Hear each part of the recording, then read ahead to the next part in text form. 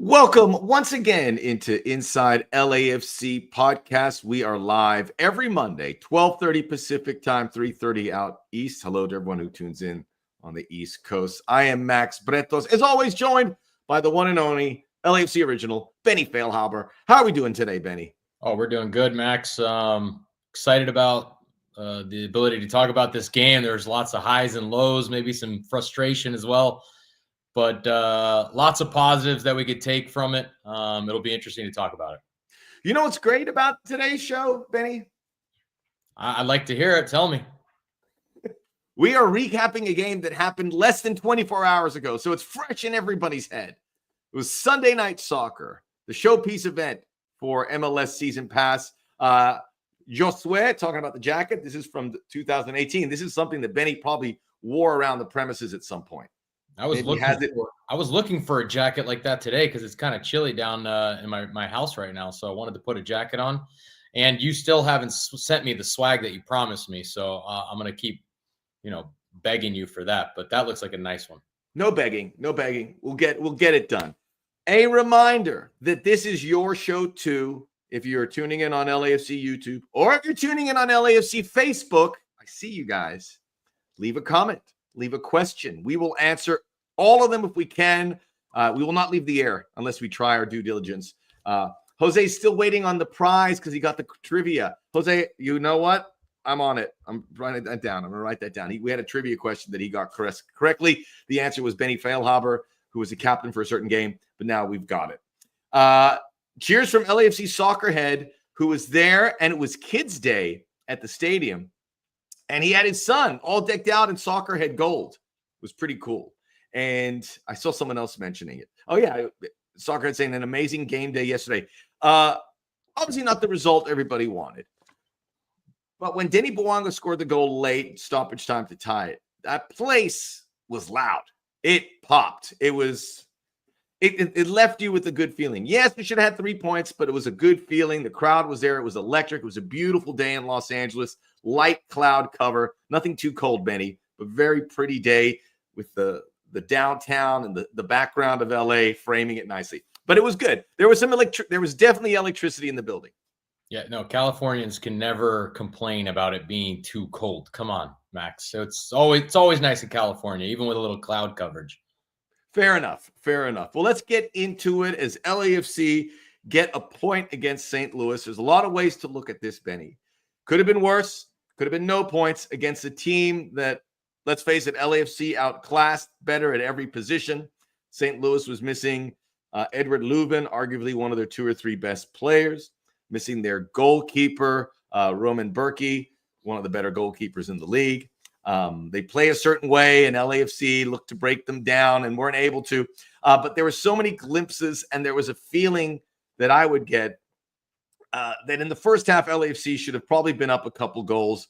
And already, you get up a goal on St. Louis, you're going to get this result. They don't have the firepower. This is a team that has been struggling. Have you seen Olaf Melberg on the sidelines?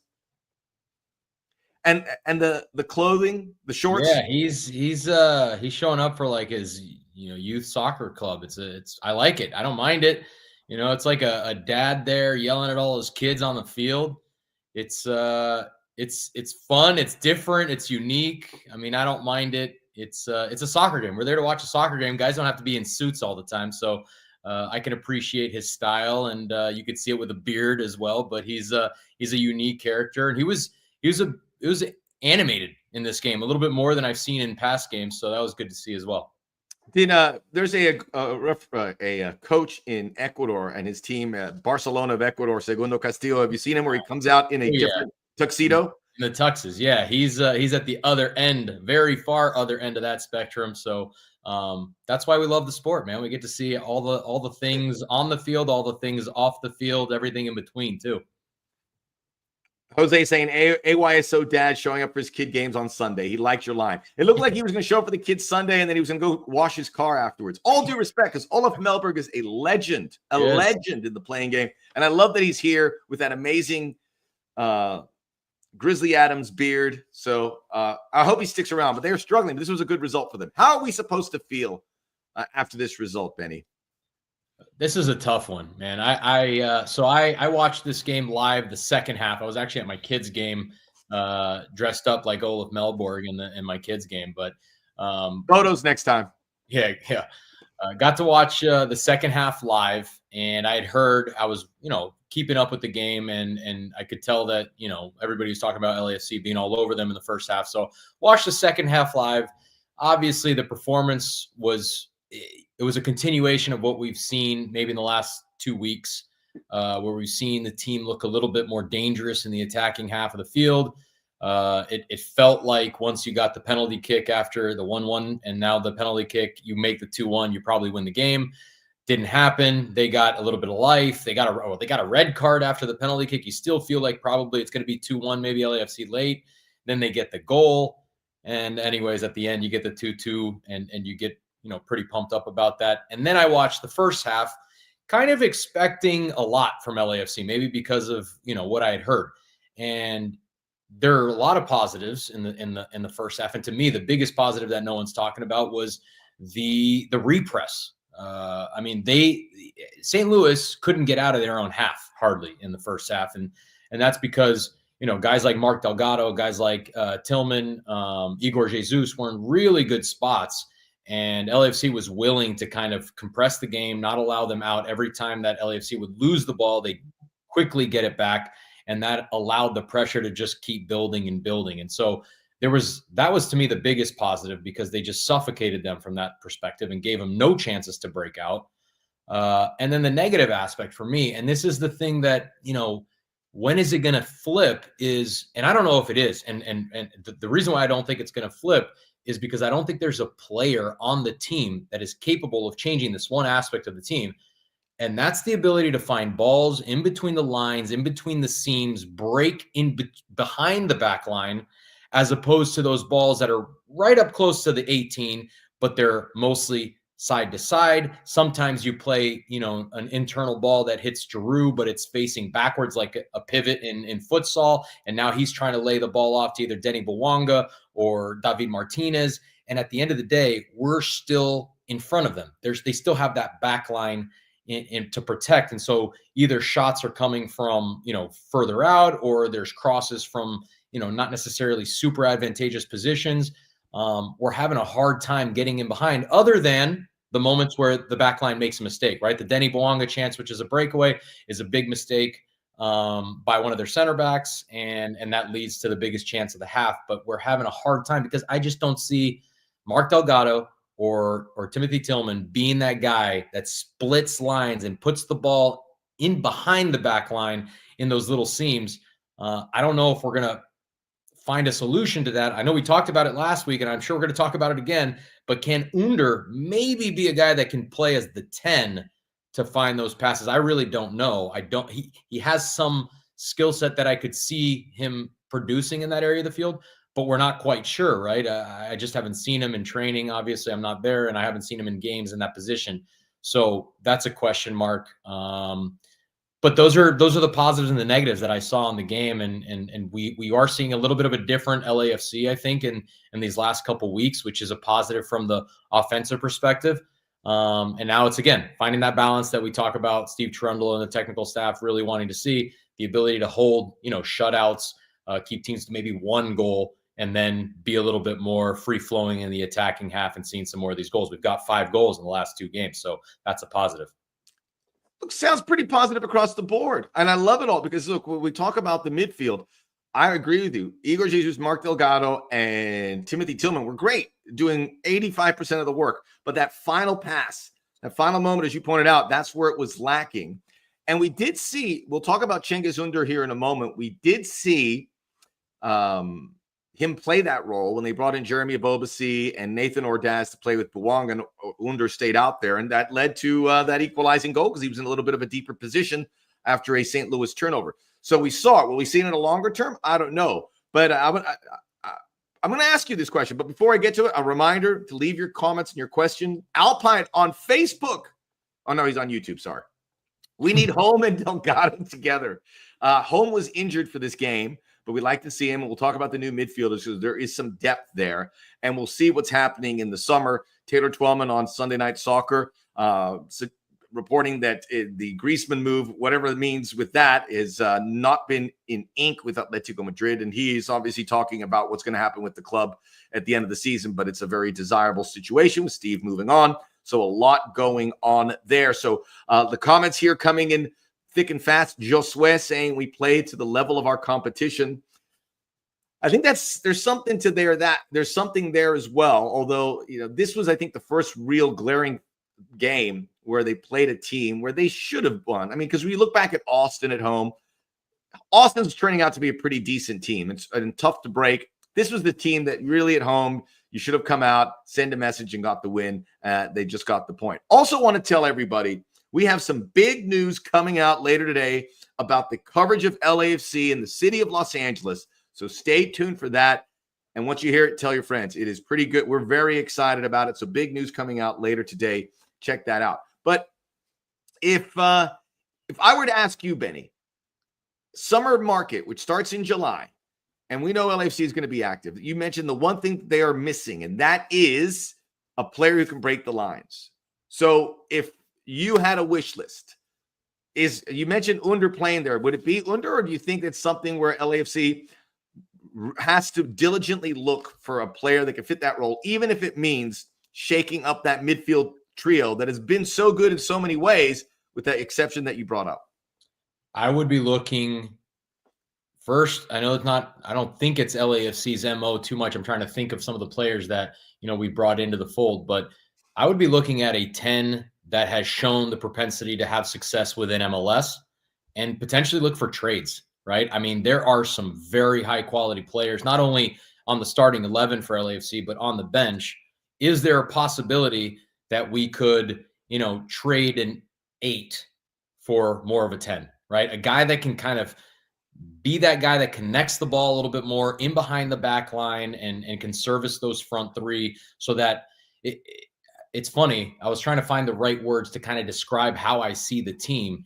And we have arguably 2, I would say, and maybe even 3 if you go back to some guys that aren't necessarily starting, but you have Benny Bouanga, you have David Martinez, you have Ünder. All these guys can do something special at any moment in time, right? And they're very unpredictable. Having said that, I think we're a very predictable attacking team. So you have some of the most unpredictable players on the team, but it's almost predictable what they're going to do, which is drive. They're going to drive and they're going to dribble and they're going to try and take you on.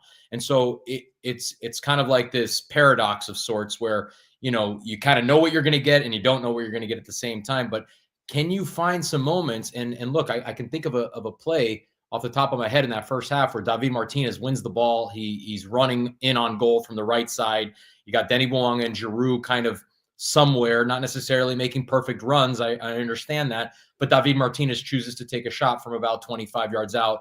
And I think the goalie makes a save, or maybe one of the defender, I think, heads it away. And so my point is, if there's a little bit of a different type of player in that situation, unlike a David Martinez that wants to dribble, unlike a Denny Bouanga that wants to take people on and get the shot, which is how he scores his goal, how he draws the penalty kick, how can we get somebody else that provides something a little different so that the back line on opposing teams aren't only worried about the guy dribbling you one-on-one, and he's worried about potentially being slipped a pass to your left or your right, and now it makes it much more difficult to defend. So I would be looking, whether it's in the league, if there are teams that are willing to, part with a guy that's more of the assist provider on a team, I'd be interested in hearing those. If not, then yeah, I mean, can you go find somebody, a young South American kid, somebody that wants to come from Europe? Obviously, Griezmann, like you said, from Taylor Twellman, that would be a very interesting a player to come in that can provide those final passes. I don't know, the ability to bring a guy like that in at this point, but I do think that would be what I would be looking for in terms of, changing a little bit of the dynamic of what we're doing now versus what we could become if we get a player of that type. A lot to absorb. This is Inside LAFC Podcast. We are live on LAFC YouTube and Facebook every Monday, 12:30 Pacific time, 3:30 on the East Coast. Leave your questions and comments. They are coming in. Just with that Taylor Twellman thing, not saying that Griezmann's coming here, but that he has not signed yet with Atletico Madrid. We shall see, but that's always been out there. Some comments really quickly. I want to say hi to Wilson Bamaka. I hope I said that. I imagine he's on Facebook, and I imagine he's joining us from Guatemala because he said, go Matt Evans, who's from Simi Valley.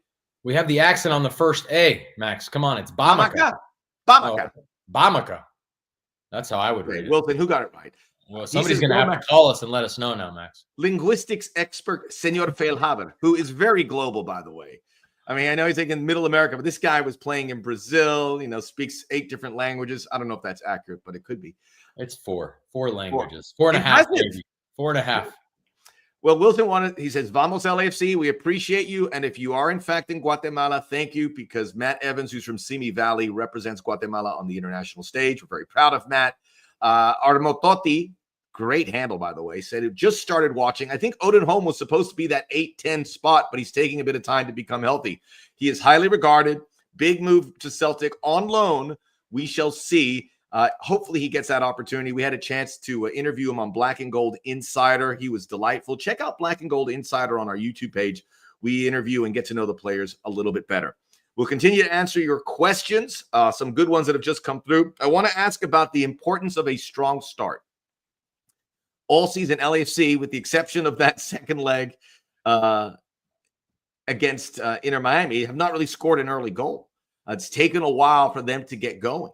And 2 things that have stood out: not getting off the good starts and falling behind games and losing. Well, the latter they have fixed. They fell behind to Portland, and they came back and got a point. They fell behind to St. Louis twice. They came back. So that's good, the ability to get back. But digging holes, they've got to. I mean, how do we get this? Again, LAFC looked much better in the second half than in the first half. Just getting out of the gates quicker, finding the right combinations to get that job done. I think it's a point that kind of is a consequence of what we're talking about already, right? Because, again, we talk about the second half was better than the first. Well, we had massive chances in the first. I mean, you look at the first half as a whole, right? And you forget about the score. It was pure domination from a performance perspective, right? And St. Louis couldn't get out. LAFC played, I feel like, 80% of the game in their offensive half. It was suffocating, but we not only don't score, we don't take advantage of the chances that were created, but we also don't create a ton of what I would call, 100% chances that, it's now your duty to finish it, as opposed to you need a really good shot or a good save potentially, saves the ball from going in. And I think for the most part, our chances aren't 100% chances. I think there was the Denny Bouanga chance was essentially the only one in the first half that was 100% chance, and that comes off of a mistake. So again, the slow starts are coming because we don't have that, 10 that slips balls in behind and makes it a little bit easier to score. You're asking these front 3 to produce a worldie in order to score a goal. Like, look at the goal that Denny Bouanga scored to tie the game in the 95th minute. He picked the ball up behind the half field or close to half field. He gets sprung, right? And then he's running 60 yards, battling with the defender, cutting him inside, cutting another guy inside, and then roofing a shot in order to get the goal. If you're going to be, if that's what, the way that LAFC is going to score goals, there's just not going to be that many to score. And so I do think that the way that you get better starts is by, finding better passing seams, getting better runs into the box. I will say that when Ordaz and Ünder came into the second half and it was an immediate response, not only did I see Ordaz was the one that got the ball to pop out to the right side of the field and win the ball back, right? From his repressing, from his hard work. And look, nothing against Giroud, but Giroud's not doing that at 38 years old. He doesn't have the same dynamic movement as an Ordaz. And then not only does the ball come back to Ünder in a dangerous position, but I think it was Palencia that's making an initial run overlapping to bring that back line a little bit off of Ünder and create that timing of it all. And so I think we saw a little bit more of those runs, a guy that's able to play that ball. It wasn't a seeing eye ball, but it was a ball that it's over the top, finding a runner in behind. And so I do think that is something that we have to look to do a little bit earlier. And look, I'm gonna say this. I know we're gonna talk about Ante and the decisions that he made throughout the game. But one thing that to me, and I'll do this. I didn't tell you about this, Max, but this is my coach's hat now. Putting my coach's hat on. Somebody told me to wear a hat last time. Work that brim a little bit. The bill is not even fixed yet, so I'll fix it for next time. But just my coaching hat, Max. Ordaz needs to start as the 9, and he brings so many different things to the team as a starter that you need from the beginning of games. You need energy. You need runs in behind. You need a guy that's going to manipulate the defensive players in that area of the field out of positions that allows openings for other players. And Giroud is not that guy. And look, that's okay. I'm okay with Giroud not starting and still being an integral part of the team, coming in off the bench. Maybe we're down a goal. He comes in. He's an aerial presence in that box that can either score or knock down headers for other players. But I think we got to find a better way to use Giroud. And it's been, we're about 10 games into the season or something like that. 10 games.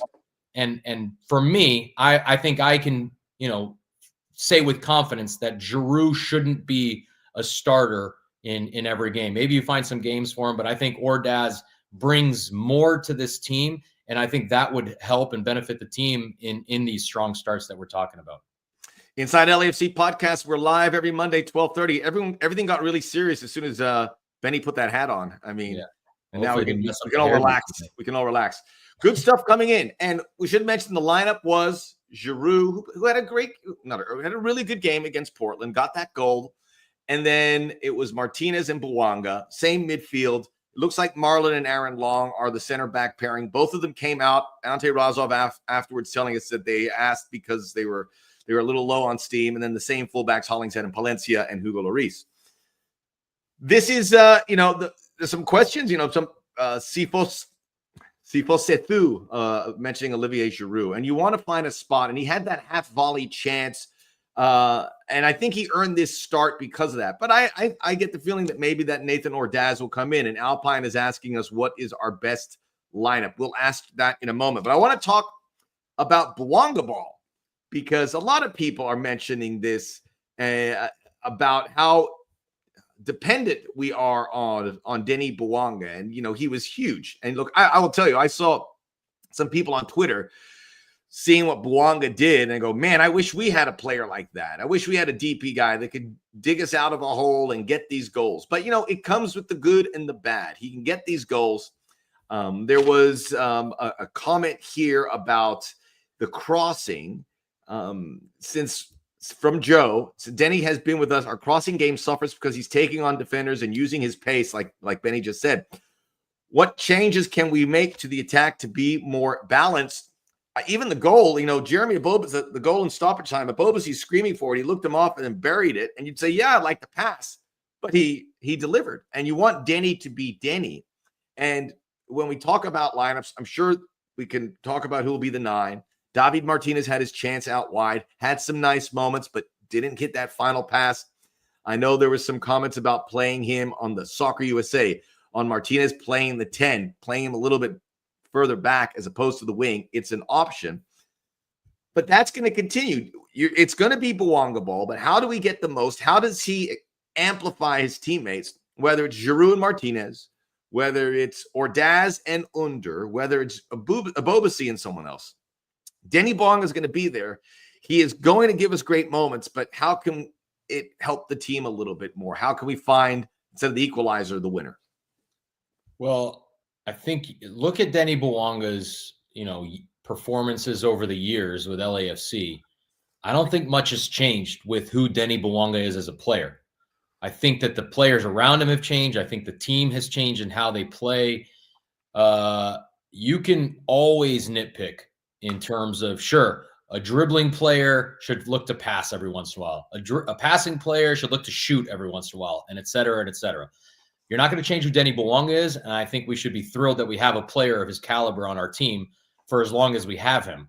Having said that, there are pieces around him that I think are leading to him becoming even more of what we would call maybe the negative aspect of the over dribbling and whatnot. And that's because we're not getting much production from other areas of the field, unfortunately. And so I think that, if you're Denny Bouanga, you know what your qualities are. And if you're not seeing, other guys produce in the same way, then you might become a little bit more selfish or take a few more shots as opposed to potentially pass. Now, having said all that, you look at what he's done, especially in these last few weeks. I mean, yes, he got these last 2 goals. He drew the penalty that obviously he missed, but that happens. If you take enough penalties, you're going to miss some penalties. He got the assist in the game tying to who was it, to David Martinez against Portland, right? Went down the line. That's what you want to see from him, right? You're like, that's it on the ground. I mean, that's an excellent assist. He essentially, it was almost his goal. David Martinez made an excellent run, and the ball almost hits him in the foot. But again, great play from Denny Bouanga. And so we can go on and on. So I don't think us, sitting here and being like, hey, man, Denny Bouanga, you need to find some better passes. You need to connect with your teammates. Sure. Yes, all that might be true. But I think we got to look at other places on the team before we start becoming super critical of the one guy that's producing, pretty regularly, even though he hadn't scored goals up until recently. He's over the course of how many years has he been at LAFC? I think it was the year that he came in this 2022, right? 4th year. 2022 is half a season, so he's been whatever 3.5, 4 years that he's been here. I mean, he's been massively productive, and so again, I'm not going to be the one to sit here and be like, hey, Denny, you need to improve your game, or else the rest of the team can't perform. So I think Bouanga ball is something that we're lucky to have right now. I would love to see him not be the focal point each and every attack. Right. I think that's not going to benefit him or the team. But I think other guys need to step up. You need to get some goals from David Martinez. You need to get some goals from whoever your 9 is. You need to get some goals from your 8s. I mean, Tillman, Mark Delgado, you got to make late runs. Yeah, nothing. We haven't seen them get into the box and late runs and get on the end of things. We saw Hollingshead at the beginning of the season, but we haven't seen too much of him. He almost had a chance to score on a corner kick. We haven't been. Again, I could be wrong on this, but I don't think we've been as dangerous on corner kicks as I've, become accustomed to. So it's been drying up in certain areas of the field. And so, I can't blame Denny too much for taking some more chances on his own. And nor I, you don't want to change that too much. And it's probably more an issue of being creative around, as we're here on Inside LAFC podcast. Great comments coming in. Sir Crispy said, if you had to bring an ex-LAFC player to beef up the squad, who would you bring in and why? Great question. Somebody answered it. Soccer USA, Latif Blessing. He's out there. I would throw Tristan Blackman, who's been great for Vancouver, but I like what our defenders have been doing. Aaron Long was awesome again. Paul Maldonado saying second half was not much better than the first. Poor passing from the midfield. He says Tillman hasn't been good. I think Tillman has been good. The final third the final pass hasn't been great, and he hasn't scored a goal. You'd like to see that. But I think with his buildup and his passing, it's been good, and he has played that position well. Those things I think are up. Those things you hope to see would click here at some point. I got an answer for Sir Crispy, though, with beef up the team. Adama Diomande. Wait a minute. In his prime. We don't even know where Adama is. I would love to see that Dio sign in the LAFC 30. When he first came to the club, after he came, he was a little bit injured. But once he came, he was healthy. He was on fire that year. He was a legend.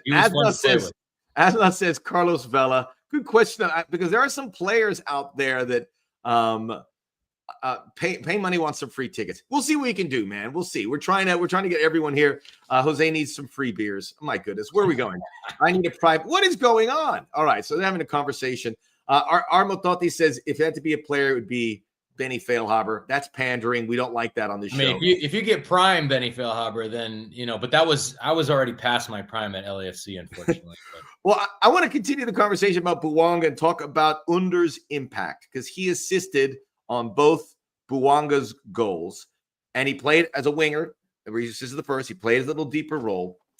We got to remember Cengiz Ünder is on loan to the summer. Now, they might sign him. I think that's probably unlikely, but they could extend the loan. There could be a creative way to do that. Or he may not be around this summer. But there is that player that unlocks a few things. Now, does he do all the defensive duty as well as some of the other options? Maybe not. Diego Rossi is a great answer, by the way, from J. David Wallace. But you see him taking the ball and finding Bouanga on 2 occasions. The corner kicks and set pieces, I don't think Denny's okay at it. It's not really his bag, and maybe he's better in the area. That would alleviate that responsibility where Ünder can take it, where he is, on all accounts, a much more accomplished set piece taker. How did you see what he has done? And is this a guy that we need to put in that starting 11 maybe as soon as this Saturday against Houston? So I have a different idea for Cengiz Ünder. You always surprise us. I mean, there's a limited amount of time that we have to make a decision on whether we, buy him outright, let him go back, try and prolong the loan. I don't know if it's worth to buy or prolong the loan if he's going to be only a right winger that competes for minutes against David Martinez, because now you're stunting one of the two. Right? Yeah, it's great to have depth, but man, these two are both quality enough to start. And so I find I'm playing him some games as a 10, as an 8 or a 10. You got to sit Mark Delgado or Timothy Tillman, and you got to at least see what the team looks like. And again, it's hard because I think both Timothy Tillman and Mark Delgado have played very well, but they are not the DNA of finding that last ball that unlocks a defense. And maybe Ünder is, unless I have the wrong idea of him because I don't see him on a day-by-day basis, and no problem with that. But from what I've seen, he might be the answer in there, and I would be really curious to see. Let him play 1, 2, 3 games in that area of the field and see if he can provide that spark in there. Because if he can, now you want to maybe get him on a transfer or prolong the loan because he fits into something that you don't have now. But if he's only going to play as the 11 on the right side of the field, I don't know if it makes sense to keep him and just him and David Martinez just keep battling for minutes all year long. Paul, man, you're killing me, Paul. And I love our Facebook folks. He goes, Ünder was the only bright spot in yesterday's game. Ünder was great, but Denny Bouanga scored 2 goals, picked up the penalty. And by the way, that second goal went viral. It is everywhere. I know social media is on the periphery, but that's good for the club when lots of eyeballs get to see moments from BMO Stadium, which they did. Juice 323 says play all 3 in the midfield. I think he's thinking about Martinez, Ünder. I don't think we can do that. You need that functioning part of the maybe midfield. He's saying that then Igor Jesus gets dropped. I don't know. Yeah, but I think Igor Jesus, that's a non-starter. There is more comments. Bring back Chicho, Dio, a lot of folks. Someone's saying Benny is on fire. Look at that, Benny. Benny's always prepared. That's why we love him on this, whether he's wearing a cap or not. The cap only comes out for the coaching points. We should just get Jose Mourinho or Xavi for our next manager. No. Jose Mourinho would be a funny one. It would be great to have him. I'd like him in the league, but maybe somewhere else. And it just seems like a lot of teams don't play with the number 10. And I know LAFC wants to kind of find a way that this can function. But maybe this is Igor Ünder Delgado. How's that work? Okay, so Timothy Tillman would be the odd man out there. Yeah, I love Timothy. I know he's missed some moments here, but I think he's had a very good season. He was on the preliminary roster for the national team, so Mauricio Pochettino's paying attention as well. We want to get to all the questions. This is Inside LAFC podcast live every Monday, 12:30. Raider Nation, there we go. I hope you liked your draft. You went running back first round. We should cross the ball and work on finishing. We had 70% of possession. More possession the last 2 weeks. We talked about the crossing aspect. And Max, we talked about the crossing aspect before, and one of the reasons why it's difficult is because of the speed of those wingers and doesn't allow the outside backs to get in an overlap. We did have tons of possession in their half in the first half, so there were moments that you could, in theory, have Ryan Hollingshead overlap on one side and Sergi Palencia on the opposite side. We didn't see enough of it, but those are the moments that you're going to see the crossing of the ball as if we get those overlaps, and we just haven't seen that enough. Sebastian LAFC just tuned in. He says, I am here. Sebastian last week said that he wanted to move this later. Someone else asked me at the game if we could move it later so they could see it later in the day. You can still see it later in the day. You can't chime in, but maybe we can. I'll tell you this. on the YouTube page, if you want a question answered when this show is not live, put it in the comments there and I will get back to it. So if you don't watch it live and you had a question, put it in there. I will find it and I will ask it the following week. Brian, on Facebook, look at this. We're getting Facebook illuminated. Ünder not working his price as a winger when we have other options. So let the loan expire. Ooh, you're quoting you again. That wasn't your exact quote. Oh, Sebastian, that wasn't you? Sorry, someone did, I thought. But I'm glad you're here either way. Chiqui Palacios was another name that came up as a guy you could bring back. I don't think he's playing a lot in Brazil. Maybe. We've seen other LAFC players come back, like Eduardo Tuesta. Let's talk about Coach Ante Razov. Steve Cherundolo suspended. He was there. And I think Coach Cherundolo is really, I mean, he didn't, we talked about last week. Maybe he did a Hoosiers coach Norman Dale letting Shooter coach so he could get in there. But Ante is, I know people are asking about the next manager. And someone asked about, have they reached out? Taylor Twellman mentioned this. This is a very desirable job. So a lot of people want it. Everybody wants it. He mentioned, Taylor Twellman did it, Sporting Kansas City after Peter Vermees parted ways. Sporting got like 150 calls from really good managers. Maybe not that many, but Kyle was the one who said that. Okay. Thank you, Kyle. You were the one. Sorry about that, Sebastian. But LAFC is going to get their pick, and you could be big, big names. Knowing John Thornton and Ante Razov's been here, they would love to see him get an opportunity. Whether he gets it or not, I don't know. But he looked like he belonged. He's been an assistant. After the game, excellent sound, talking about Olivier Giroud. He was upfront about the center backs, why they came off. And he's still learning.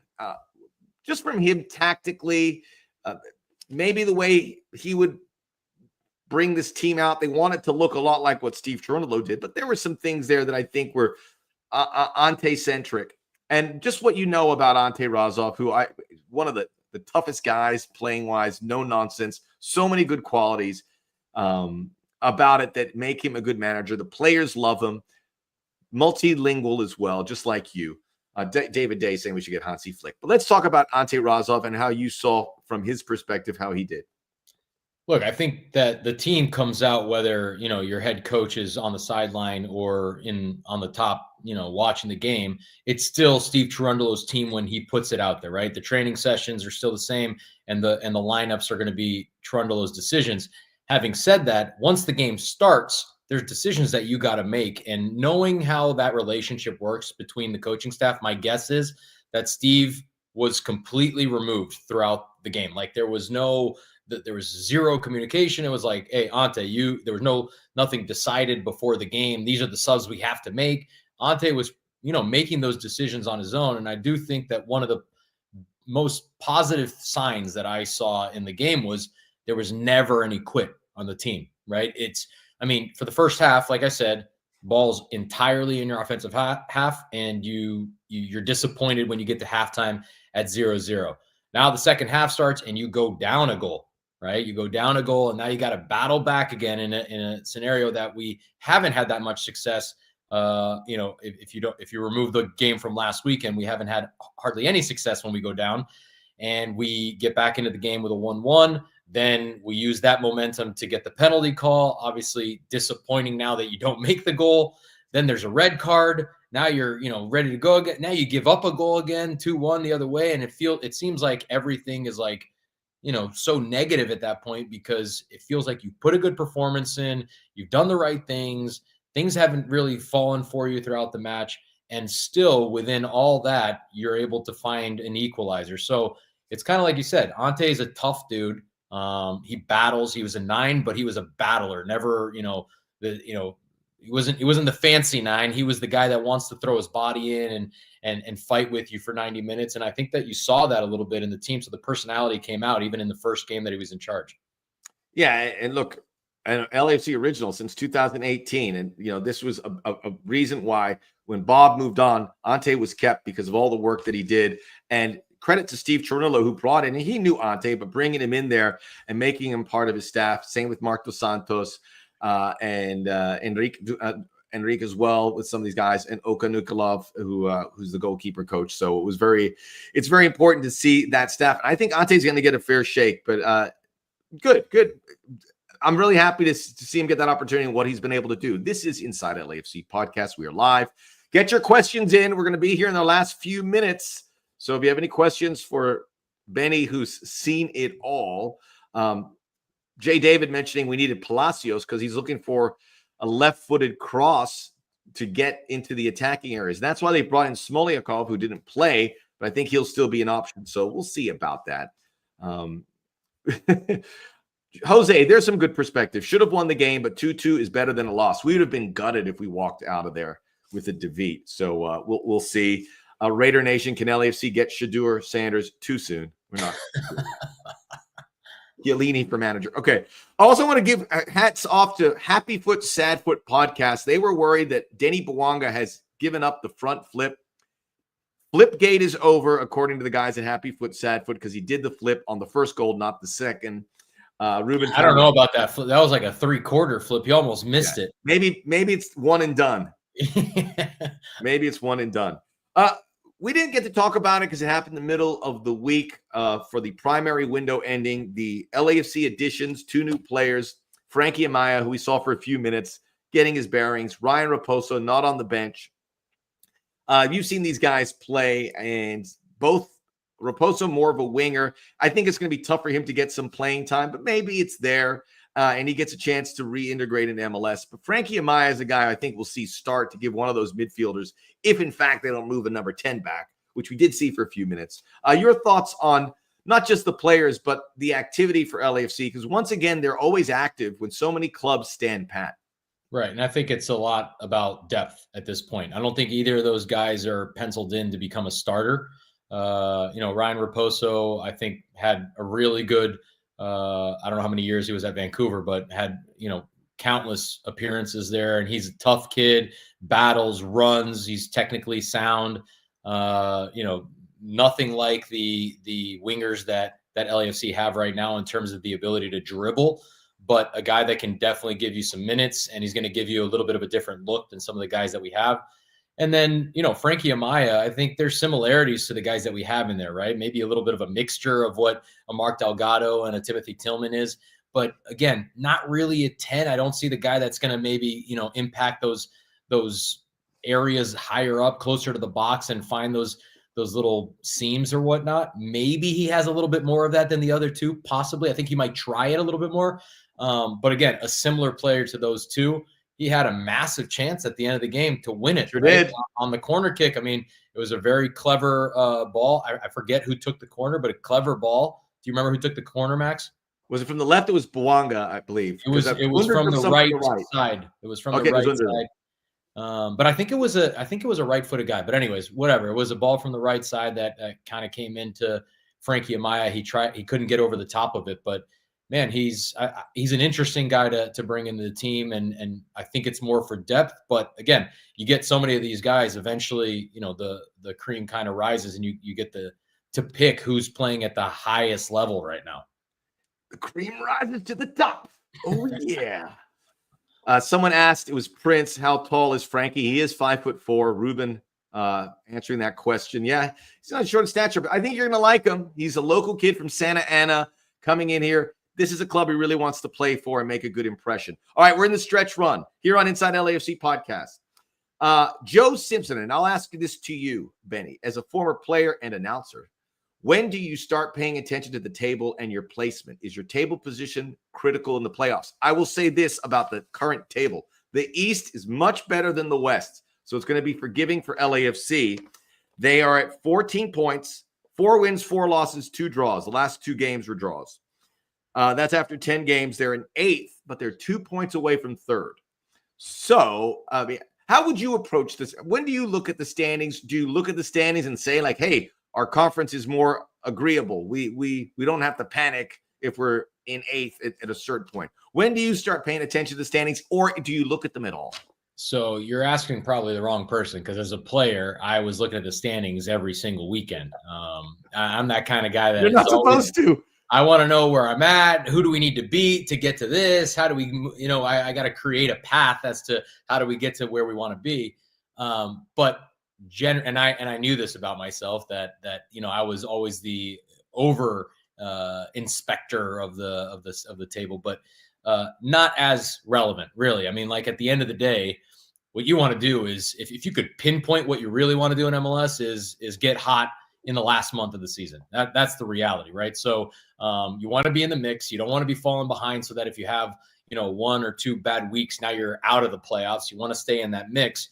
But at the end of the day, you want to be, getting better throughout the season and getting really hot in that last month, September, October, going into the playoffs. But look, you look at the West, there's really one top team. That's Vancouver. it. Vancouver Won again. is head and shoulders better than every team right now, right? And if the playoffs started tomorrow, they would be complete favorites to get to MLS Cup. But the playoffs don't start tomorrow, and there's a long ways to go. And I think LAFC are just as good as any of the other teams right now. They're just not necessarily putting the performances / results together, but neither is any other team, right? You see moments where Minnesota looks pretty good. You see moments where Seattle has looked good at times. Portland has looked good at times. And so, I'm sure I'm missing tons of teams that are all in that mix, but at the end of the day, you've seen moments where LAFC are quite clearly at least the second best team in the conference, but it's not been consistent enough. And I think that from that perspective, there shouldn't be too many. You shouldn't be overly worried. You can be a little bit worried, but you don't have to be overly worried because at the end of the day, what counts is August, September, October time. Good stuff.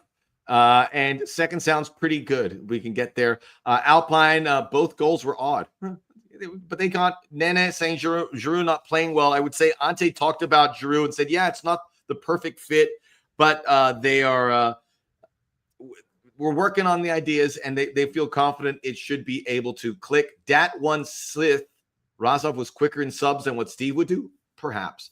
And Mr. Crispy, Sir Crispy, Mr. Bretos, are you calling the game against Houston? LAFC back at home against the Houston Dynamo Saturday, and I will be on the call with Brian Dunseth. So there you go. Very excited about Maybe that's what we need, man, a little home cooking.